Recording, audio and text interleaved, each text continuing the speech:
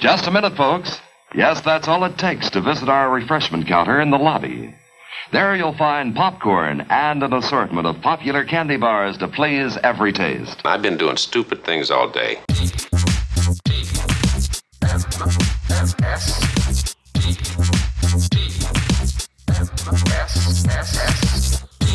The Morning Stream. We're not toys, we're action figures.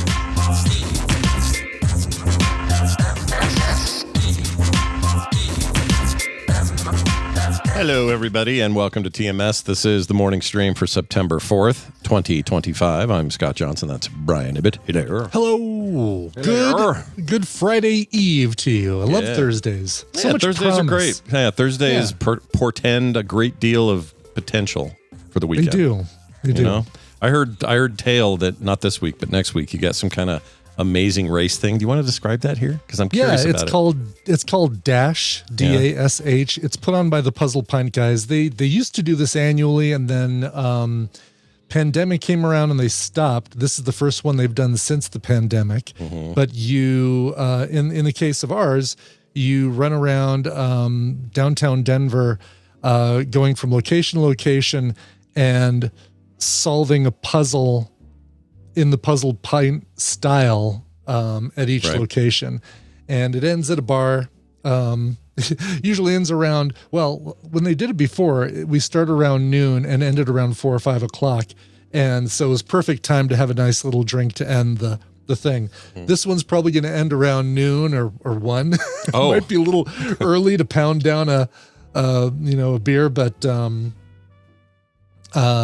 it's kind of that cool style of, you're competing, but because it's Puzzle Pint, you're not really competing. You're competing against yourself, basically. So there's no big prize at the end or anything? No big prize at the end. No, Puzzle Pint is good about that. They know the fun of it is not the coming in first. The fun of it is, I figured this one out. This is great. So, first time for this?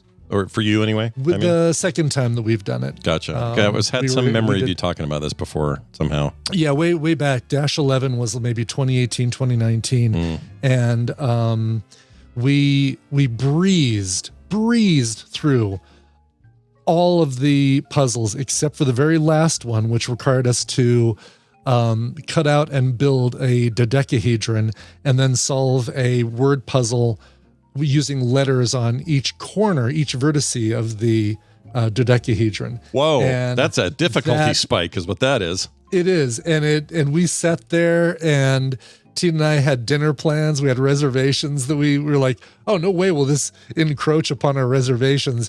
But sure enough, it was like, well, we've been working on this for an hour. We're no closer.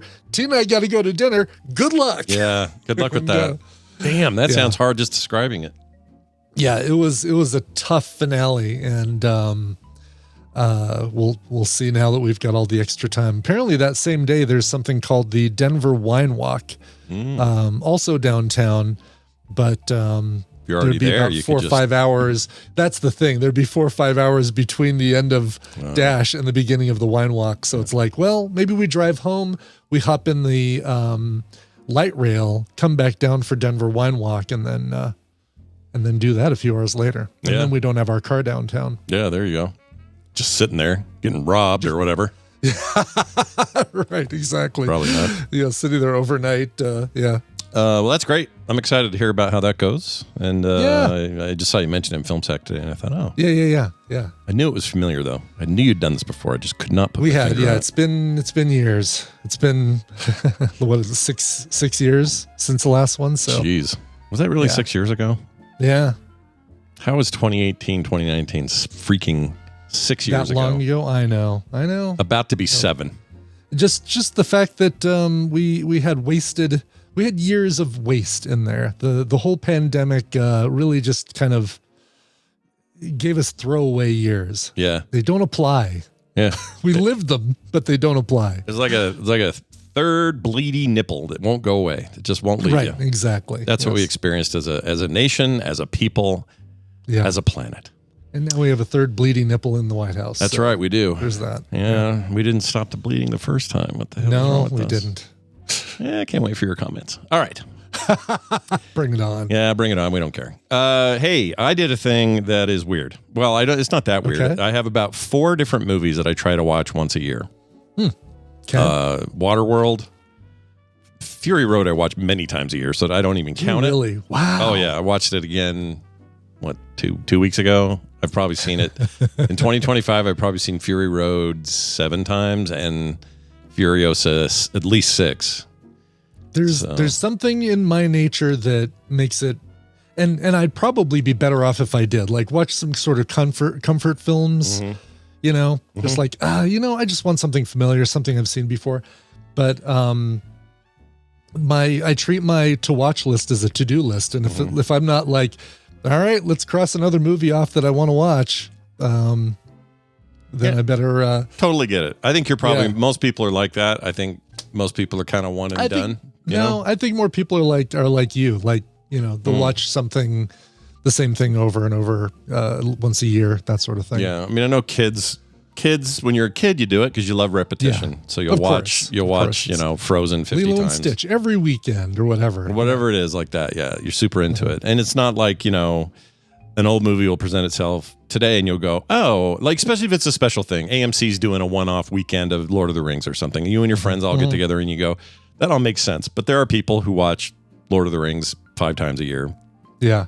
Now, I don't know how they do that. That's a lot. That's a 12-hour commitment right there. Every time they do it, yeah. Every time. Good for pandemic time, I suppose. But yeah. Anyway, among these films for me is Goodfellas. I love it. If it pops up in any streaming service, it happened to be on Tubi. Because a lot of times Tubi's great for like really old crap that I can just play in the background and not think about it. Sure. But once in a while, I'll see someone go, oh, they've got that right now. I'm going to watch whatever that is. And so I watched Goodfellas again yesterday while I was working. So not a super focused watch, mostly getting stuff done. Yeah. That's kind of what this stuff regulates to. Although I do focus more with Fury Road. I will admit that. But something like this, Waterworld, Unforgiven, what's another? Oh, Tombstone I do a couple times a year. Those I kind of just let happen. I know them well enough. I don't have to think that hard. So that's how this one was. I had it on. I've seen it a billion times. I love that movie. It's so good. And as you know, there's content in that film that can be undesirable if certain people are around. much of it, yes. Yeah, sure. if they're sensitive to language or violence combination of those things, you're going to have some issues. And the movie doesn't hold back in that regard. And so right. This is great. So I'm down here watching this, chilling out. My door opens in the office. In walks an 86-year-old lady who lives up the road. Okay. She's here because she had lunch with Kim, a little brunch thing with Kim. And this very nice lady, her husband has dementia, so we're kind of their helpers. We go over there a lot and help them out. And she's very active, very... she's unlike most 86-year-olds. Gets around great, drives still. You'd think if you guessed, you'd say she looks 68. She doesn't look 86. Wow. Okay. Yeah, it's crazy. She's really cool. Yeah. Anyway, so if Kim's got extra soup or extra lasagna or whatever we're making that day, half of it goes over to her because that's just how we do it. So they have a very cute, fun little relationship, and I've seen her many times, but she's never come in the basement ever. So I hear the door go, and I look over there, and I'm like, oh. Is that? And it's dark in here because I just have this. I'm like, oh my gosh, it is her. And right as she does, I swear it's Joe Pesci saying the worst things he's ever said in his life out loud, screaming it on my speakers. I don't have headphones on. So he's just effing that and effing this, bam, bam, bam, shooting what's the name of the foot, Christopher in the foot. Like that scene I think when they're playing poker and they end up killing. Can't think of the actor's name. Played Christopher on Sopranos. Michael Imperioli. There you go. Thank you. Yeah. That's the guy. Yeah. Was that scene, and there was so much high level cussing from him, De Niro, everybody else is just belting it out, and she just comes tottering in here going, oh, I get to finally see where the magic is made down here. I've just heard so much about it. And I'm like, oh shit, where's the thing to pause the deal? Then I finally did, and it was fine. And I don't know how much of it she heard or how much of it, she heard it, Scott. Yeah. But I said, sorry about that. Watching the movie, sorry. And she was fine. So Tina and I have a rule. Nobody comes in here. Nobody goes into her. I don't take anybody into her office. She doesn't take anybody into mine. That's our agreement. That's a pretty good rule. I'm going to start. Okay, so here's my new rule going forward. The babies, no problem. Bring them in. Let them come in. I don't care. They're always welcome. I got suckers. I got whatever they need. This is great. This is a room to help spoil It's the them. place for that. Yes. And all this weird shit on the wall. They love it. They love looking at it. So bring them in. But anybody over the age, they have to be related to me and then they have to be younger than, let's say, well, they can always be related to me. Oh, so that's part of the rule. If you're always related to me, fine. If you're always related to me, as opposed to temporarily, sometimes related. Well, to I just mean like anybody who's related to me, you're in. Can always come down. Yes. One level of separation though. It can't be like cousins I haven't talked to in 20 years, nothing like that. Oh wow, interesting. All right, interesting caveat. You know what I mean? Right. Like just keep it like familiar. The people I'm with all the time, people that matter the most in my life, you're always welcome in here. But the neighbor lady, maybe not. No. You know? No. And I love her. She's the sweetest lady you've ever met. But I shouldn't be in here. I mean, what's this for her? This is just a bunch of nerd shit. Yeah. She doesn't care. This is a good way to just keep the random tadpole from like, I know where Scott lives. I'm just going to go show up and he'll let me into his office and I get to see where the magic happens. I had a guy do that once. Doesn't work like that. Yeah. Yeah. Remember the chili guy? Did I talk to you about him? The chili guy. Oh, well, the guy. Oh, no, maybe not. Did he drop off chili at your front door and then just kind of? Well, he showed up at the door while I was doing this show. Okay. And he had his whole family in the car. Yes. And Kim was at the door and she answers it and she's like, hi, or hello. And he's like, yeah, I'm here to see Scott. And I go, oh, he's finishing a thing. And he goes, no, I know. I was listening in the car. And my wife goes, I guess come in. And he has a huge pot of chili with him. And they come in the house and the chili's for us and he waits. And I come out there and I'm like, hey, how's it going? And anyway, it was very awkward and weird. And basically I had to say, yeah, that maybe don't want to do that. You probably want to, email me or something. Tough. Right, exactly. I mean, make an appointment. You don't want Kim to have to be the David Spade going, and you are, and he would know you from. Although now that you say it, I kind of want her to do that. That's what I want. She didn't think to do that, but one of my favorite David Spade bits. Yeah, and that guy was nice. He just had this there was a layer there that wasn't for him. He just didn't have the layer. Mm-hmm. Mm-hmm. It's fine.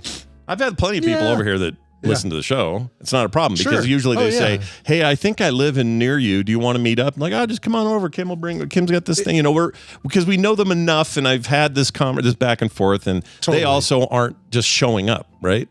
Yeah. So exactly. Not a problem normally, but that one was odd. I also need a few, I need a couple hours warning to just spruce up the place, day in day out. It's like I've got the Aliens box game box here because I need to assemble some Aliens. I've got a Queen album that I need to rip, a cover album. I've got random crap all over here. It's like give me a couple hours to kind of spruce up the place. Sure, I got dust on things that shouldn't be on. Yeah, right. That table there's got some fingerprints that don't look that healthy. What we're at with the. All right, not bad.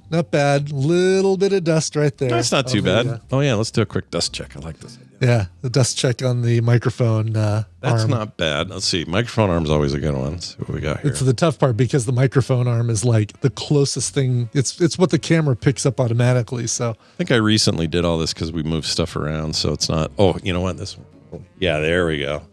Yeah, you get some good. So we have another arm up here that we use for a second mic, and it's not currently connected to anything. It's just sort of extra, and it has got a nice layer on there. So I keep the Swiffer right here. Just there you go. There we go. Done, and done. There we go. Okay. Life advice. Look at that. That's good life advice. Get a Swiffer. Keep it near. Just keep it near. Yeah. Keep your Swiffer near. All right, keep everybody. Your Swift close.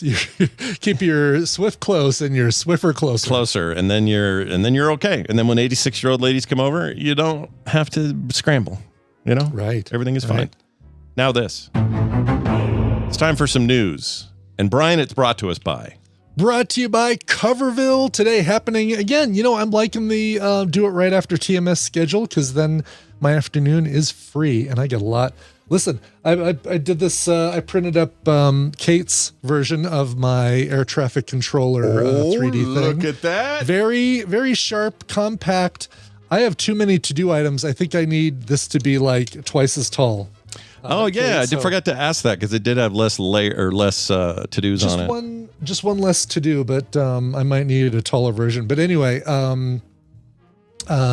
so Coverville today, celebrating the music of Amy Mann. She is turning 65 at the beginning of next week. Wild. And so it's a good time to listen to some covers from Till Tuesday. Till Tuesday, no covers by the band that I was able to find, but she and her husband Michael Penn have done some covers. She's part of a new band called The Both, the Both. Oh, The Both. Okay, now I understand. Yeah, when they come to Utah, they're called The Both. The marquee changes and everything. They do a whole different name. Everything. It's great here in Utah. Exactly. But anyway, that'll be right after TMS today. So right around 10:30, I'll start the countdown about 10:15. Join me for that. Play some Marvel Snap. Listen to some Amy Mann, some Till Tuesday, some great stuff. Who's we got Martina De Silva. She's great. I had a wicked crush on her when I was younger. Yeah. I thought she had awesome. that attitude, especially like in the Till Tuesday Voices Carry video days. Like, yeah. Oh yeah. She was unique and still, I think, pretty unique. And she looks great for her age. She is. She really does. Like, look at her out there singing at 66. I hope I'm doing stuff at 66. No kidding. I know. Well, Amy 65. Mann. Don't age her up yet. Yeah. And technically 64 until Monday. Well, that's true. Yeah, we don't need to add years before it's time. I know. All right, couple things in the news. Delta Airlines, or Delta and United both, sued for selling windowless window seats. Okay, so I get this, right? There's like terminology. They just call it automatically a window seat and an aisle seat. And but yeah, there are parts of the bulkhead where you're not lined up perfectly with a window. Is this the deal? Is this the complaint? Kind of the deal, kind of. So here's how it went. Yeah.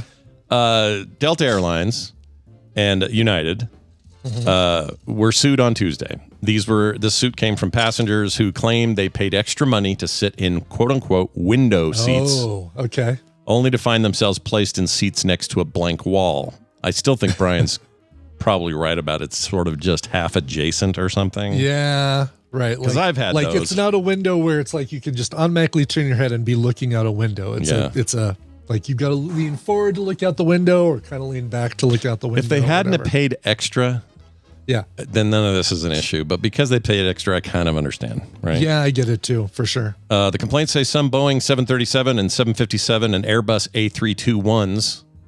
Those are the British deals there.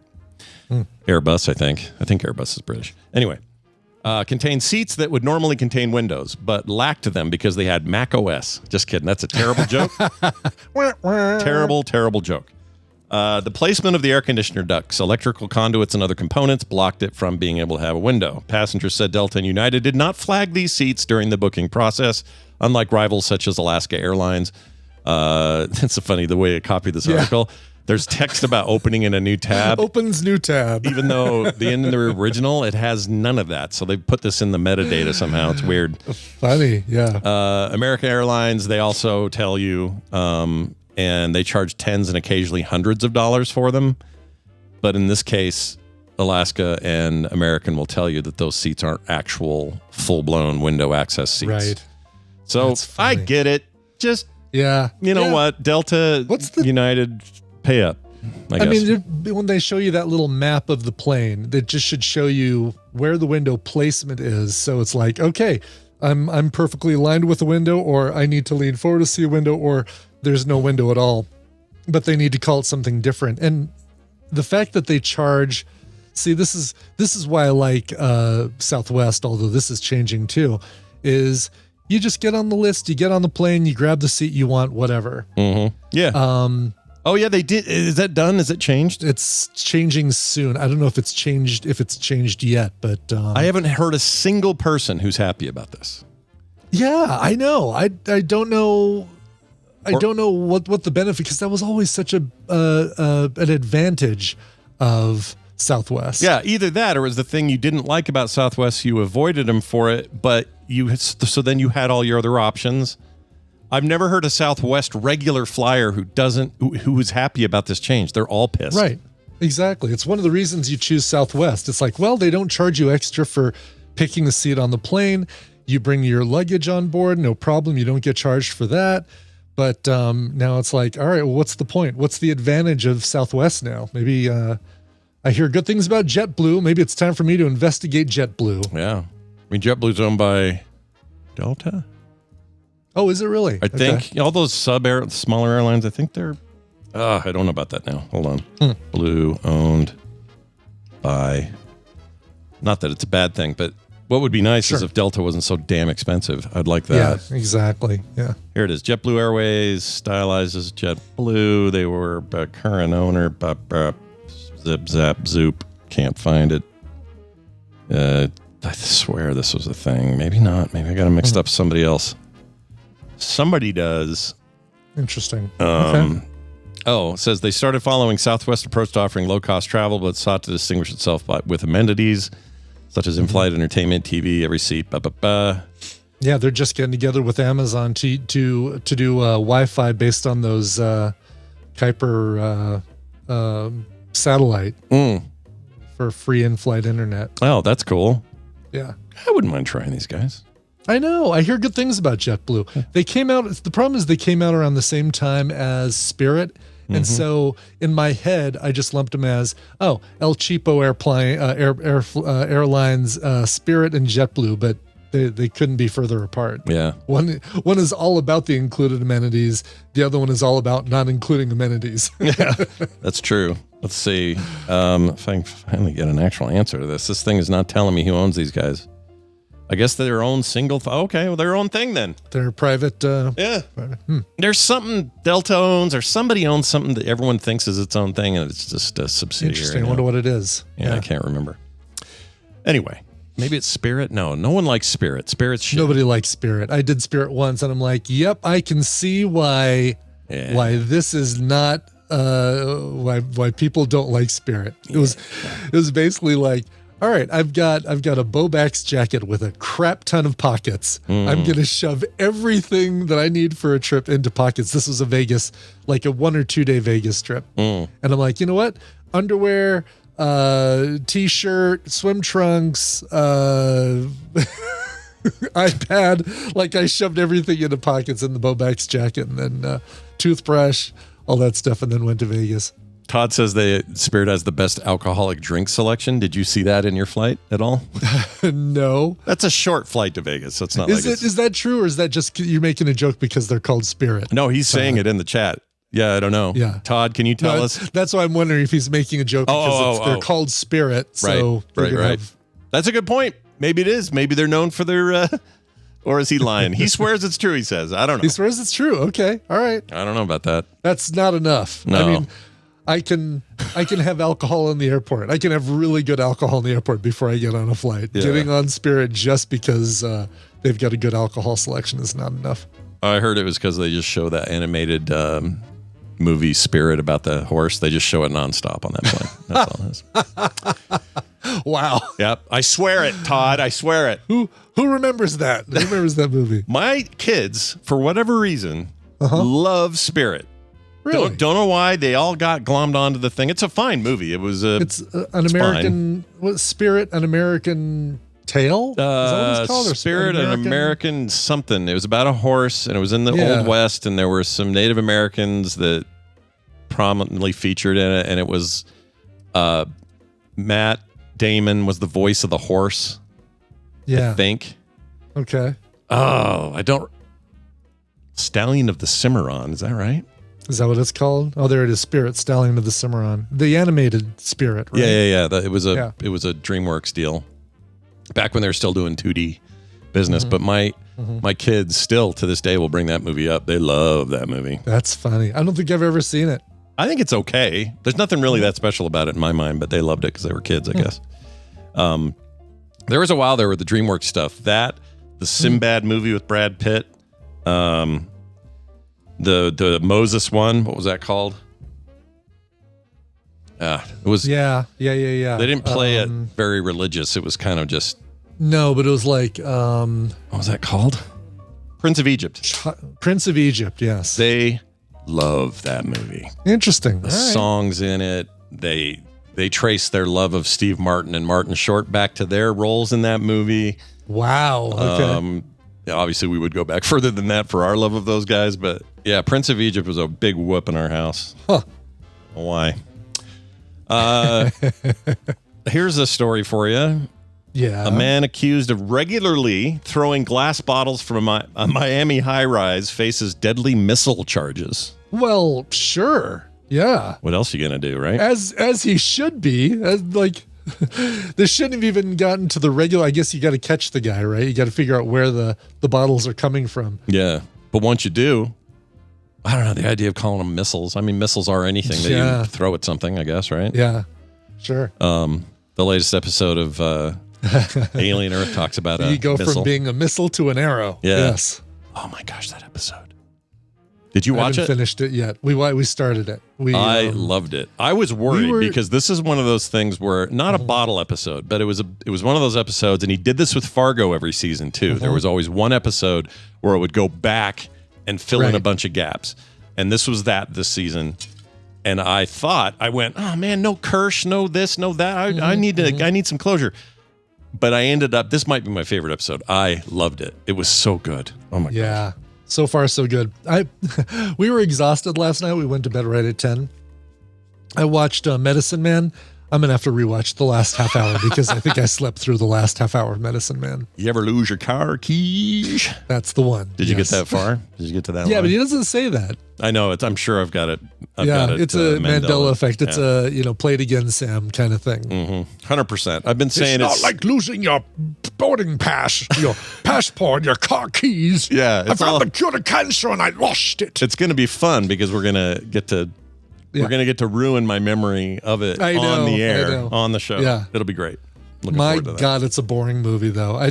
Part of it was me being tired. Part of it is like it's a boring ass movie. But which is weird because it's John McTiernan, right? It's Die Hard guy. It's Die Hard guy. Yes. It's hard, man.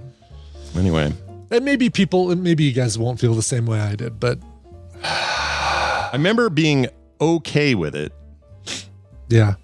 I remember giving it a good review, but I hadn't seen it at that point. Yeah, I guess I don't remember. And you'll get to hear that story on Film Sack this weekend. Yeah. It's got what's her name in it, who I had just seen. Lorraine Bracco? Yeah, just saw her in Goodfellas for the rewatch. Oh, I forgot she was in that. I mean, obviously, the other thing you think of with her is Dr. Malfi, but from Sopranos. But I didn't realize, I'd forgotten she's somebody's wife in Goodfellas, yeah, right? she's Henry's. Henry Hill's wife. Yeah, Karen Hill. She's the ultimate Karen in that movie. She's the ultimate Karen. She's kind of is. There are moments in that movie where like, dude, your name is dead on, dude.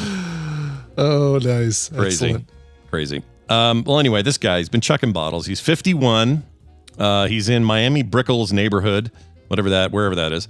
He faces 48 separate felony charges on Thursday after police officers arrested him for regularly throwing glass bottles from a 41st floor balcony. According to these records, that's pretty gnarly. Yeah. Miami Police Department officers arrested Ivan Cadierno. Give me a bottle, I throw it. A club at Brickell Bay tenant. A club? Club at Brickell Bay is the name of the apartment building. Oh, got it. Or the high rise. Yeah. All right. I hate these names. Throw me. Club at Brickell Bay. I can't even say it. I want to say Club at Brickell Bay. Blicka Play. Exactly. On Club Wednesday, at Michael Bay. There you go. It says on Wednesday after he allegedly threw so many bottles that he prompted investigations by both buildings management company and a detective. I was tired that day when I saw the bottles being thrown. I just see it as some noir movie. Yeah. The bottles could have easily... He threw bottles like my ex-wife threw lawyers at me. So when he walked into my office, I knew we were in trouble. See? He had a bottle that just wouldn't quit. Couldn't quit throwing them. Miami PD officers arrested Ivan. Let's see. The bottles could have easily struck pedestrians, residents, or vehicles below, causing serious bodily injury or death. So it sounds like they didn't actually hit anybody, but they could have, obviously. Yeah. Lucky. Yeah. Jeez. 48 times he dropped him out of there at least. That's a lot. That is a lot. I guess, I'm sorry, 24 counts, because it was 24 counts of throwing a deadly missile and 24 counts of criminal mischief. Oh, okay. Now, let's say, Scott, you live on the 41st floor of a high-rise. Got it. I'm up there with Ivan, or whatever his name is. You look down, and directly under your balcony is a dumpster. Oh, in an alley. I know where you're going. Yeah. Would you be tempted? You'd be tempted. I would be very tempted. Here's what I would probably do, though, to meet in the middle. I would probably throw a garbage bag full of soft stuff. Or, like that, like a single item, soft item. Right. I would do that.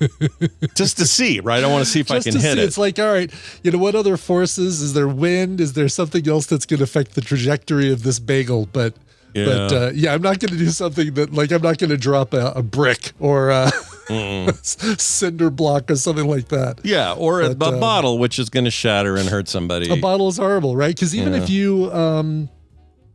you're right above that dumpster, that bottle hits the side of the dumpster. Yeah, that glass is going everywhere, and it kind of becomes worse. Yeah, he really should be. What he's done here is terrible. Okay, I'll admit it. Yeah, but I will also admit that there would be a time and place for me going, maybe even an airplane I made. A loaf of expired bread. There you go. Because it's got some good wind resistance. Yeah. Let's call it a baguette.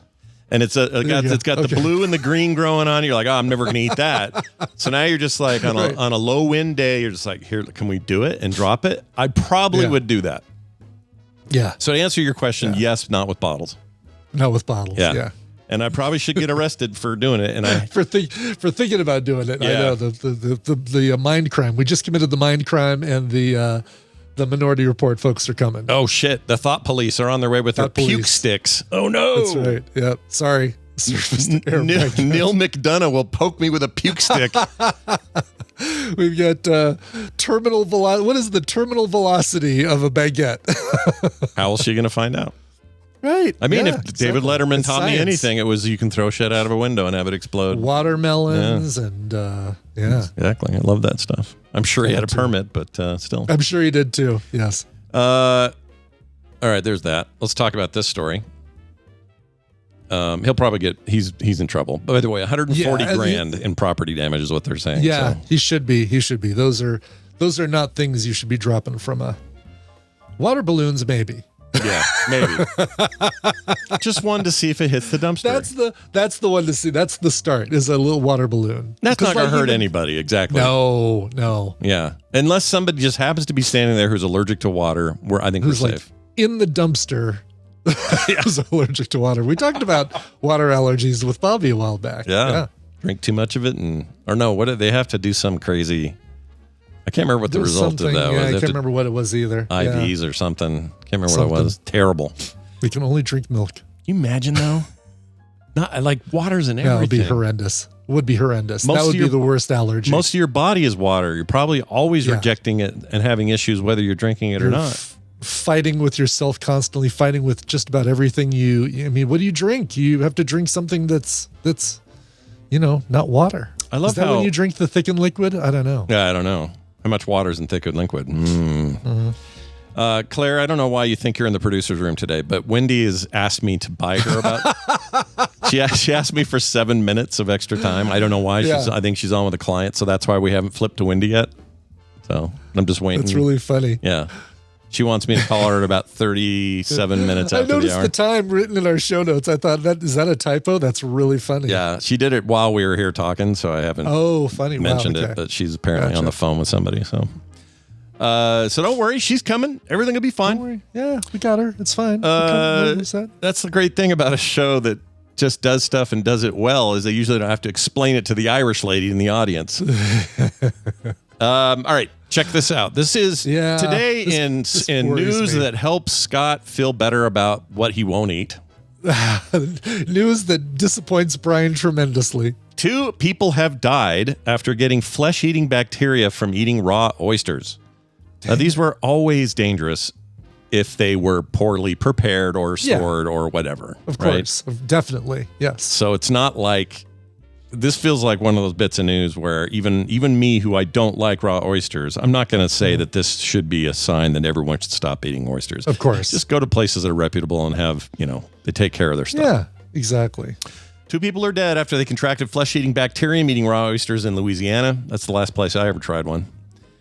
This, according to the state health officials there. The deaths were due to Vibrio, vulnificus. How do you say that? Vulnificus. Vibrio vulnificus. Vulnificus. Good Lord, that name. Yeah. A bacterium that's somebody's secret identity in DC, right? I'm Fire Stick, but my real name is Vibrio vulnificus. Yeah. That sounds about it. Has a very DC ring to it. It does. Yeah. Not Marvel's more. They always had plainer names. They still did the alliteration, right? Peter Parker, Bruce Banner. No, that's true. Yeah. I don't know why comic books felt like they had to do Lois Lane, Lana Lang, Lex Luthor. Why is that? Are there 3 L named people in Superman? In Superman's life, yeah. Oh my gosh, dude. The double L's are everywhere. And the double L's, Lana Lang, Lois Lane, Lex Luthor. He's going to find a monogram towel and be like, I don't know who this belongs to. It smells like Lex. Give it to him. Yeah, there's no hair on it. Must be Lex. Matthew Sargent says Stan Lee said it helped him remember the names. Oh, that's funny. I could see that. Sure. Matt Murdock. Lori Lamaris. Another one. Yeah. Matt Murdock. Yeah. Damn. Well, anyway, even Clark Kent, even though it's the C and a K, it's the sound is alliterative. Very alliterative, yeah. Yeah. Anyway, this is a thing, by the way, that occurs in warm coastal waters, more common between May and October. The bacteria can lead to illness when an open wound is exposed to coastal. So if you're swimming in it, you can get a cut, and that's already an issue. But you can also get it from eating these raw oysters, which is gnarly because now it's doing it from your guts out. Yeah, inside out. Oof. Blah. Yeah. I will have my oysters cooked. Thank you very much. Ugh. Yeah. Nasty. All right. Just had some in Washington, D.C., and they were great. They were delicious. Yeah. I mean, look. Oh, did you? How do you know you're getting a good? How would you even know? You don't know if it's going to have this, right? Because this isn't like improper storage. You're not going to a bad sketchy restaurant and ordering oysters. You're going to this can happen even if you go to a fine restaurant. There is, the made-October thing. There is a deal where they recommend you don't get oysters between certain months, and maybe it is like November to April or something. Oh, yeah. I thought it was months that end with a Y is when you want to get oysters. But that would mean just January, February. I didn't know there were months to avoid. That makes sense, though, right? Yeah. Probably other foods like that, oyster too. Season, probably. Don't eat your cows in May. All right. Right, exactly. Bad month to eat beef. Yeah, don't eat that beef. Yeah. All right, suckers, it's time for us to call Wendy. Guys, therapy works. It does work. And how do we know? Because Wendy's here. Hi, Wendy. Hi. How the heck are you? Brian, July ends in Y. Oh, yeah. See, July's not good either. So Red Fraggle says she thought it was months with an R in them. I think that's it. I think that's probably it. So you're October, November, December, January, March, April. But then you hit May, no R in May. Yeah. No, they always June, say July, that. There's August, no R September. in May. So I guess you start with September. There's no I in team and there's no R in May. Hey, Wendy, did the bacteria you had in your arm that got all whacked out when you were out here, and then Dr. Tolbert helped you and gave you advice and everything?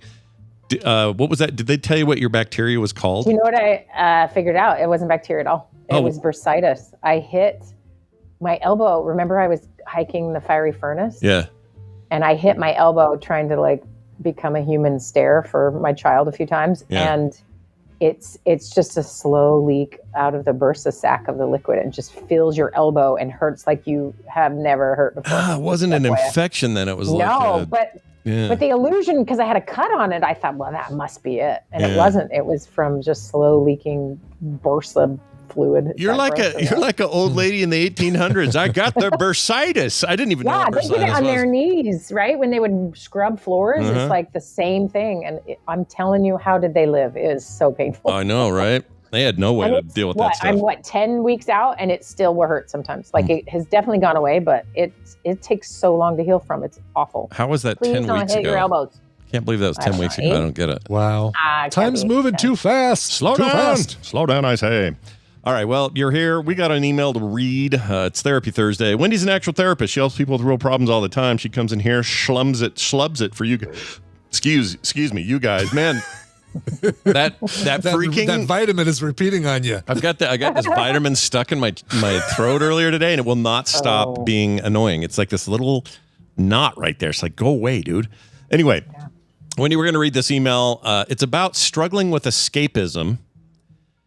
This is interesting, I think, already, just from the subject. But we're going to read it, and then we'll talk about it. This is from someone we'll call Jay in Dallas, and they say, "Hey, SB and W. Lately, I've been noticing a troubling pattern. Whenever I start feeling stressed or low, I immediately turn to escapism, binge-watching shows, doom-scrolling social media, or snacking like it's a competitive sport. It becomes a spiral." Boy, can I relate to that. Yeah. Becomes a spiral. The more I escape, the worse I feel, which just makes me want to escape even more. With September here, I can't shake the feeling that it should be a quote-unquote new start, probably leftover programming from my school years, and really want to reset. But I keep asking myself, why am I stuck in this loop? Why am I actually unhappy, even though life on paper seems fine? Or is something else going on? More importantly, how do I break these habits before I burn out completely? I do have a girlfriend and good friends, but lately I've noticed my motivation in seeing them is slipping. Even things I normally love, reading, hanging out with my D&D group, don't sound appealing. Some days I just feel not okay. I'd love to hear Wendy's take on the psychology behind this and any practical strategies you both might suggest. I keep telling myself I should just, quote-unquote, snap out of it, but it's proving much easier said than done, says Jay in Dallas. And in a P.S., since Wendy likes detail... Are you a detail-oriented person, Wendy? Is that what's going on? Detail, yeah. I like more details. All right, fair enough. It says, here are a few relevant facts. I am a white guy. My dad passed away when I was young. I have two much older sisters I'm not close with. I'm close with my mom, but I avoid telling her too much because she worries easily. There's also a family history of depression and anxiety, which I suspect plays a role in how I handle stress and unhappiness. So there you go. That's the layout. Really, like too much older sisters. My older sister is just too much. Yeah, I have too much older sisters. The way that reads is weird. Too much older sisters. Yeah. Too, comma. Gotta emphasize that. Well, anyway, so this is interesting, and I feel like it's pretty relatable. And I will admit this summer, for whatever reason, was a summer where the things I love the most, I couldn't get that excited about. And it's weird. It's a weird feeling of like the things you really like to do. And I know that's a sign, like one of the signs of deep depression. You always read about this anyway, and maybe you can debunk some of this, but is this feeling of the normally things I enjoy, I can't get into. And that's a There's sign. nothing to debunk there. That's true. That's true. Okay. Well, that's good to know. It's called Anhedonia, and it's this... And you can have it. It's definitely often part of depression, but you can actually experience it without being fully depressed either. So maybe something you had a little bit of but it's that your ability is reduced, or even totally gone to experience the same kind of pleasure or enjoyment you would normally find rewarding. Anhedonia, you called it? Anhedonia. Hedonia is like, yeah, baby, this is fun. And anhedonia means no, none of this is fun. Okay. Sounds like a fake... hedonistic. Sounds like a fake origin location in one of those Marvel comics we were talking about. Sure. They come from Anhedonia. Yeah. All right. Well, how do you want to attack this one? And I just have a feeling that there are a bunch of people listening to this that are going to go, "Oh my gosh, this guy's me right now." Me too. Yeah. Me too. Okay. Well, actually, can I ask you with that experience? It sounds like you both had a little bit this summer. Mm-hmm. Do you have any idea why? For me, I feel like it's a distraction away from thinking about what's going on in the world, right? Like it's a, you know what, if I don't want to think about what's going on, or even even like, oh my God, my to-do list is so full. You know what? I'm just going to play some No Man's Sky for a little bit, or some Animal Crossing or something like that. Okay. So you're referring to the needing to escape, but before we get into that, the anhedonia, where you're just like something is not quite as fun. Did you have that this summer too, Brian? No. Or is that just Scott? All right, Scott, you tell us. For me, everything's fun, always. There's nothing that's not fun for Brian. Nothing not fun. He is he's from Northern Adonia is where he's from. That's right. Okay, so it was brief, but there was this period, probably late June, I think that sounds right, where it's similar to what Brian was saying as to the reasons, right? Just kind of dealing with escapism, like what's happening in the news and what's happening with our country and all that stuff.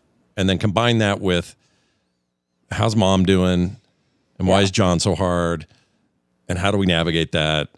And then some issues with, one of the babies was really sick and we were worried there for a minute. It was something worse than what it was. Turned out it was just a bad virus. Was worried about Nick a lot for some of the stuff he's doing with work right now. They're very tight. By the way, all the Gen Zs that complain about the disparity in pay versus cost of living, they're not kidding around, dude. It's bad. No, it's really bad. They're currently in a quote unquote apartment. I do that in quotes because it's kind of a dump. That when Taylor would have been Nick's age, which isn't that long ago, she would have spent maybe $650 a month on that place. If it would have been in my day, that place would have been like $450, $500. They're paying close to $1,700 for this joint. Oh my God! It's just the way of it. It's as cheap as you can get. And Denver, I'm assuming, is no better. Just as bad. Yeah. Tristan and Kay, newlyweds, still have to have a roommate and an apartment, 2-bedroom apartment as newlyweds, just because house prices, apartment prices, condos, things like that, townhomes, too expensive for them to say, let's switch over to our own place. Yeah, it'd be one thing if the jobs kept up. Like when he tells me what here I make this, and I go, that's better than I was doing. But then I went, yeah, but my rent was $350. But life was free. Yeah, my rent was $350. Yeah. Food cost a lot less. Like there were all these other factors that made that okay. It hasn't kept up, and it's really frustrating. So that was another factor, and it was all kind of overwhelming because what are you supposed to do? Like, and I want him to push through this stuff, but I also know it's really hard for him. And I also know he kind of has my personality and, he's got, some anxiety and some other stuff. So all of that stuff combined to a point where I was like, oh, what a rough day. You know what I'm going to do? I know what will cheer me up. I'm going to watch this show. That didn't do it. I'm going to play this video game. Yeah. Right. Or I'm going to play this game I love to get, immersed in. Couldn't do it. The only thing that kind of carried me through the summer, or that feeling, was books. Reading was a good escape for me. So for whatever reason, everything else that I would normally say is, like bursts of overwhelming euphoric feeling from a hug from Phoebe. Sure. That would happen occasionally, but that was like drugs that make you high quick and then drop you. Powerful short drugs. And leave you in the gutter? Yeah. Yeah, just drop you down and go, can Phoebe come back here? I need another hit, that sort of thing. Yeah. So the time release version of that. Exactly. Yes. And that would happen with all three of the kids, but when they would leave, it would kind of come back and I'd be like, what is my deal? So then I would immerse myself, and I've been reading this series of fantasy books, and those are as close as I've gotten during that time to just feeling better about it. Like I would get enjoyment or / pleasure out of the books, and then I did slowly get better. And as of right now, all those things are working fine. So it did feel like this weird dip that I couldn't control or whatever. I was doing fine when you were here in July, but this, for whatever reason, mid to late June was weird for me. I don't know. Yeah. And okay, so that would be an example of like, here or there, people are going to experience this. When someone is stuck in this, that is a different story. But we're going to talk about, for the emailers' purposes, they're describing what you sort of are as well, is how when we have a certain amount of stress on our system, our system works this particular way. There's the right amount of stress, and actually humans thrive. If we don't have enough stress, we actually do poorly. So there's this like kind of magic middle. If it's too much, it's going to kill. If it's just too little, it's really bad for us mentally and emotionally and physically. And then if it's right in the sweet spot, none of us know how to stay there. So, and then what happens is like, okay, take your whatever regular stresses you have going on, and then you add some outside ones that you really don't have a lot of power over, and you're overloading your stress network. And then we have a couple ways to manage that. So one of the most effective ways that we have studied, a lot of ways to do this, is to exert energy, right? To physically create physical stress, so exercise, right? And because it helps it process, it helps it get through, it's not sort of stuck, just weighing down on you. So that's one thing you can do. Another is that most of us are doing, and we have so much access to this, it actually gets us in trouble. And that's what I think is maybe going on with our boy in Dallas. And that is, you're worried about all the things. Life might look really good to you. Like if you sat down and wrote it on paper, you'd be like, my gosh, I would love this life that I have. Like you could see it's got the right things. And he mentioned that, saying, like, it should be okay, right? My life's pretty good. But what happens is, to manage added stress or shifting stress, or say, even take like a really terrible experience in traffic on top of your boss being mad at you, and then you read the news. I mean, you're piling on things you can't control and things that are adding to this feeling, right? Yeah. And so what you do, because of course you do, and we've always done it, take cave drawings. What are those? Those old time pictures, right? It's how do we escape? And I don't know if escape is even the right word yet. Okay. So it's having a balance in life, and having something enjoyable, and have something to look forward to, and something entertaining, and something that makes you laugh, getting us into different brain states. It's really important. Play. All of this we have access to in order to relieve stress. And, you could take someone who runs all the time to relieve stress, and that's all they do. And we might turn that into more stress, right? So balance, which is tricky to find, is pretty important. So what happens in modern day, right? We don't have to go to the neighbor's cave and stare at their wall while they sketch something for you. Yeah, look at these buffalo you got going. This is cool. Yeah. It's like Were there 6 guys with arrows and spears? No, I think there were 7. Okay, I'm going to draw another one. Right? And that slow delivery of reward, we're developed around that process. It was here or there. And even in our lifetimes, right, the effort it took to get entertainment was fairly significant in terms of, like, you just couldn't have it all the time or whatever, right?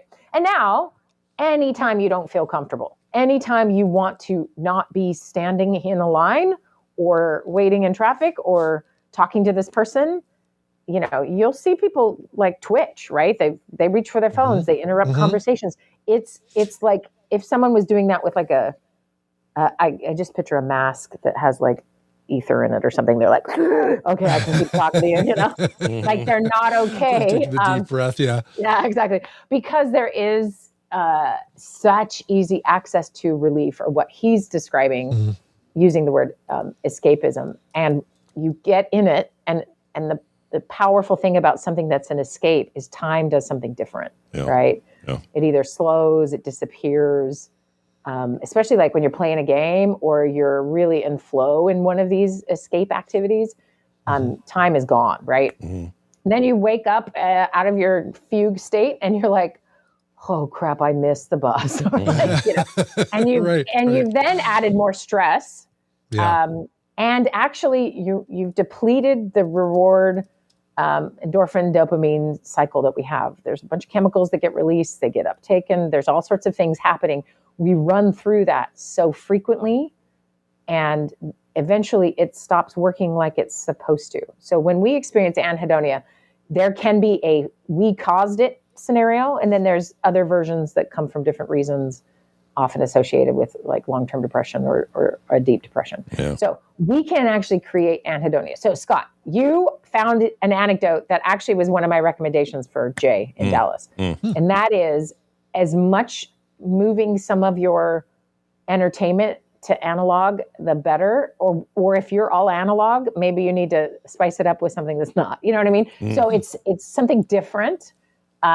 Paper in your hands and a good book, I think, is a really lovely slow delivery system. Being in nature is a slower delivery system. So there's, playing a card game with a friend, something that takes a minute and is building. Is think of it as like, okay, you get the stomach flu. You don't go eat a steak the next day, right? No. You gotta, I shouldn't. You got to saltine it. Yeah. You got to saltine it. Yeah. Maybe some applesauce, right? Sure. You're like your system. So if you are in a burned out state, so I'm looking at Jay in Dallas and I'm thinking, all right, we are at, you're burning through it. You need an oil change. You need a break. You need rest. So I would do something like assign him to pick up some slow dopamine delivery things and cut out some of the faster ones. And, I'd ask questions like, in his PS, I wish it was like, how much time am I spending in nature? Like, give me some of what are you actually doing that's antithetical to burning out and feeling depressed and anhedonia versus what are you doing, not doing, right? So, he didn't say anything about how he eats, sleeps, and works, and there's a bunch of missing pieces. So I'd be interested in all of those things, and are they actually making this worse without knowing it, and can you make some tweaks to sort of make that a little bit better? It's wild too when the book kind of worked for me, and it still is, by the way. It's kind of it's my biggest escape right now is reading, and I crave it. It's weird. Like the day will be like, oh my gosh, I'm tired. That I'm brain dead from everything I had to do today, or I talked to too many people, or whatever my thing is, and I just want to sit down. And then my brain goes, "You could read. Yeah, that sounds great right now." And it does. It's like I crave it. I can't wait to see what's going on again, where I left it, pick it up right where I was at. Like that, for whatever reason, that is. I assume that's my brain saying, "Hey, I need some of that good stuff." I need the dopamine you gave me the other day with this thing, because other stuff just isn't doing it for me. Yeah, because I do this with music lately, where I just don't know what I want to listen to. I like all kinds of music. I'm a fan of just about every genre there is, and I'll dig around, and I'll kind of have that paralysis of choice a little bit because there's so much to choose from. But also none of it's working. It's like, this 90s stuff isn't doing it for me. Let me go back. Let's try some 70s classic rock. No, it's not really doing it for me. Something weird. Let's do some Irish freaking clog dancing or some bullcrap. And it doesn't work. And then I end up settling on like acoustic bluegrass and go, all right, this is kind of what I want. And it chills me out and I'm good. But normally it's not that hard. It's like, I'm in the mood for Green Day. Put on some Green Day. But now I'm just like, I'm not in the mood for nothing. And you just give up. I want to take that exact feeling. I'm going to make a guess here that our guy has some of that going on. And this is probably familiar to people or you can do this with snacks, right? You're like, what do I want? And then you eat 400 things to find out you don't want those things. Yeah. And it's like it's an existential agitation. I just named it that. I don't know what it's actually called. I like it. But it's good. This sort of, what do I need? And I don't know, and I can't find it. And yes, we have so many choices. And so you go around looking at it. So here is my ultimate advice for our friend here. And you could take this in. There's some really cool research on our brains, but on our brain's ability to almost pause or glitch out for a quarter second. And that quarter second is where choice is actually made, which is so wild that we are like pinning it down to this. It's short, right? And in that quarter second, if you can do a couple of things or be aware to do some things, you can really do very different things in your life. So for example, you're like, I feel like I should have some music. That's going to make me feel better. And you take a quarter second and you take a deep breath, and before you go looking, before dopamine floods your system, which is the seeking behavior, seeking and finding and getting close to a goal, all of that motivation is the dopamine, and that will flood your brain. You can also take meth and will flood your brain by 1,300% worth of dopamine. Sure. Okay? So just know too much dopamine is never good for us, right? Too much serotonin is also not good for us. So it can literally kill us. So like there's this imbalance that we're all playing with all the time. We're all doing our own little at-home experiments with our brains, right? So to take that quarter second, pause and breathe, and just pay attention to your body for a second. What do I actually feel like? Maybe sit for a second with some things to see what it might be. And, maybe that bluegrass idea would pop in your head first, right? Mm-hmm. It's, and you have to play around with this. So I would look at this guy and say, okay, you feel stressed or down, you immediately dive into your escapism. That immediately, you got a quarter second before that immediately starts. And I know that sounds very short, but if you could just, maybe there's a note on your phone before you open any app, before you do anything else, there's a Post-it on the fridge or something that says, take a quarter second, breathe, pause, pay attention. What do I really need?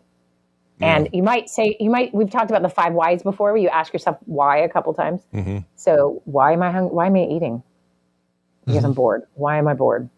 Because blah, blah, blah. And you start to move. Avoiding this. Yeah, avoiding. And then you're honest with yourself. And when you're honest with yourself, aware enough, and have breathed a little bit, you have a chance to make some very different decisions, because your dopamine isn't flooding. Your reward system is not like, yeah, let's go find it, right?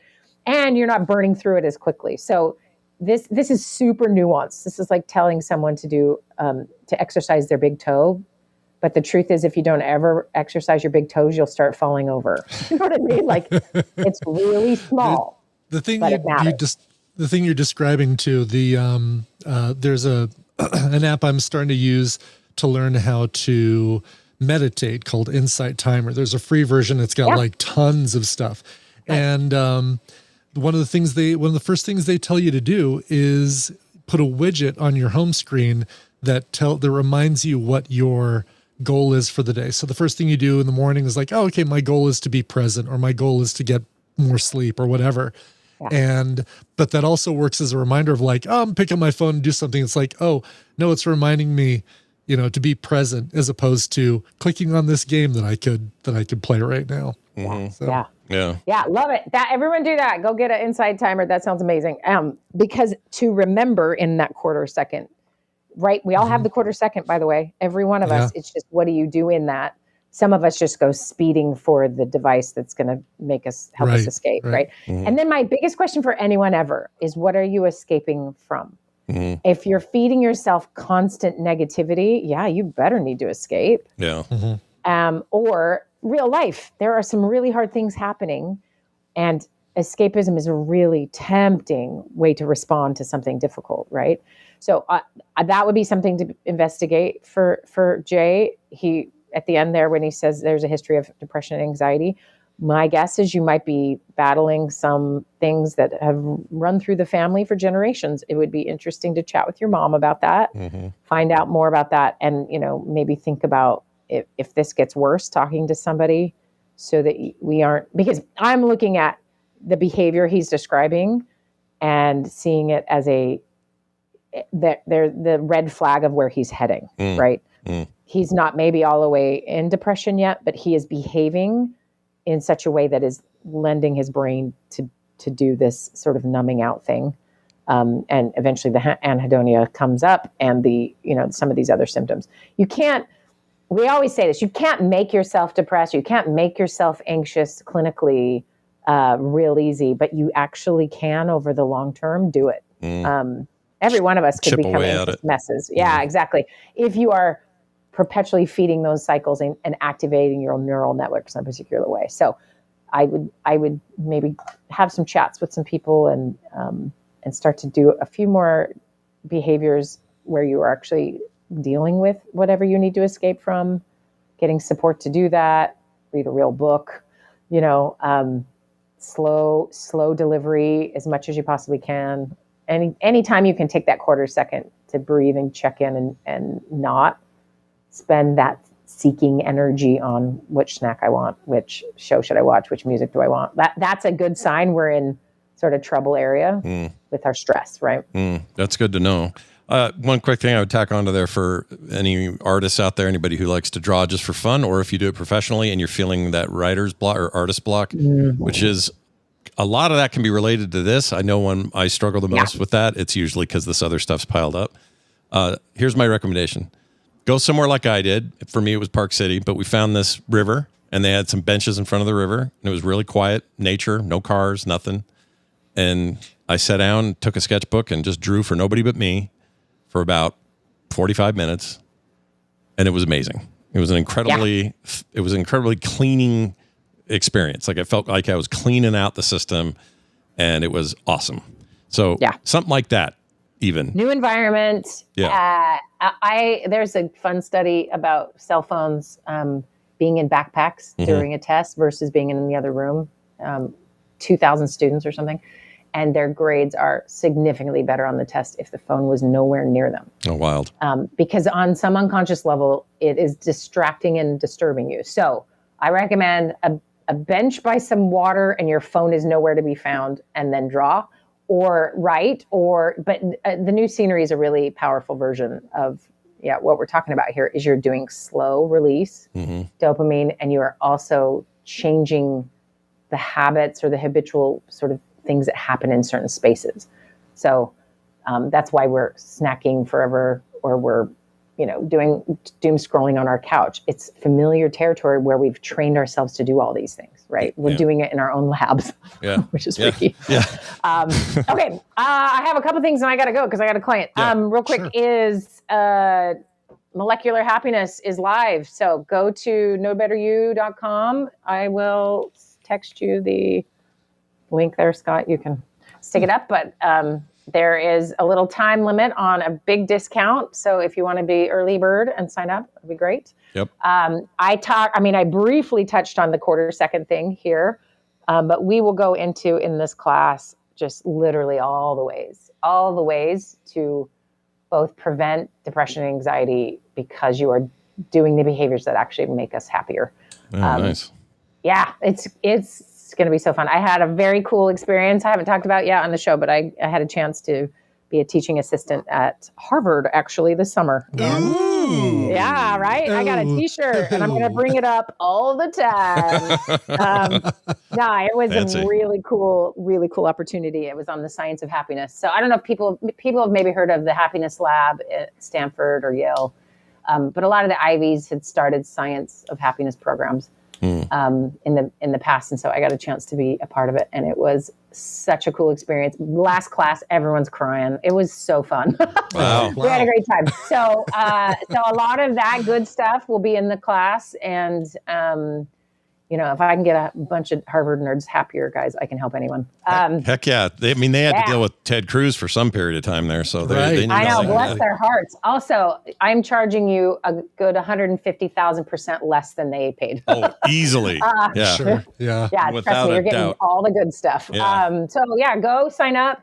If you still have questions and you're not quite sure, sign up to get an email, and I'll start sending some emails out about it and tell you a little more. So, that sounds great. Super easy to do. Go to knowbetteryou.com. At the top, there's this orange, very easy to see reminder to sign up for the Molecular Happiness course. Click it. You're in like Flynn. All right? Yes. Wendy, have a fantastic week. We'll see you next time. Bye now. All right, bye. Bye. All righty. A little long, but worth it. Worth it. Totally worth it. Worth it. All right, Brian. We got two more things that are worth it. One is mentioning our website, frogpants.com/TMS. The other thing is to mention that right after this show, if you go to twitch.tv/Coverville, Brian will be firing up the furnace. That's right. Amy Mann till Tuesday. Voices Carry coming up close. Wise Up, the great music that she did for Magnolia, covers of that too. Oh, I forgot about that. Yeah, that stuff is amazing. Fantastic soundtrack. Yeah. If you haven't heard that Magnolia soundtrack, so good. It's not just the best Tom Cruise performance. It's also got a great music. Respect the... no, I won't say it here. No, but he was so good in there. He's really good. Oh my gosh. It's that and the Tropic Thunder bald guy thing. I love that role. I love that role. Forget Top Gun. Yeah. Forget Color of Money. Yeah. Forget all these. Forget what was the one? We got to watch Wapner. Forget about that one. Oh yeah, Rain Man. Rain Man. Yeah. Just go see Tropic Thunder and watch him inexplicably become a different human being. Anyway, there you go. Also got Core coming up today at 1 p.m. Mountain. So check out Core happening today. We had a bit of everyone played the No Man's Sky update this week, and so be prepared for a lot of talk about that. I'm excited to actually listen to that and hear what you're going to entice me back into No Man's Sky. I know it. It's really good. I did hit a weird glitch yesterday where my new ship I built is passing through all docking stations. So if I land on a planet, no problem. Get out of the ship, do my stuff. If I'm flying to a space station or into the anomaly, I just pass through the stuff and I have to reload. So it's some bug. Funny. They've got a huge patch coming to address a bunch of this, so I'm sure it'll work out, but it's pretty funny. Anyway, we'll talk about all that stuff a little bit later. That's at 1 p.m. Mountain Time. In the meantime, let's play a song so people can have a little song, I guess. Sure. Yeah. Well, Brett wrote in and said, Brett said, it's my wife's Summer's 32nd birthday on the 6th. And I'm sadly out of town. So for the first time ever, I'm going to be missing her birthday, and I'm sure she's terribly sad about it. So what better way to cheer her up than with a shout out on the indomitable TMS? Dreams by Fleetwood Mac is one of her favorite songs, so a cover of that would make her day. Darlin', I miss you. He puts Darlin'. Aww. Darlin', I miss you and can't wait to be home with you, to see you again. Love the show, Scott and Brian. You guys are awesome. Oh, thanks, man. That's very nice. Well, no, you are. No, you are, Brett. All right, let's get to this cover right here. This is a very cool, like new wave influenced version of the song. I found this this last summer, or maybe spring, just so freaking good. The band is called Prism. They did a whole album called Rumors in the Night, which is a bunch of Fleetwood Mac covers, and they're all done in this style. You're going to be hooked. Here is Prism and Dreams.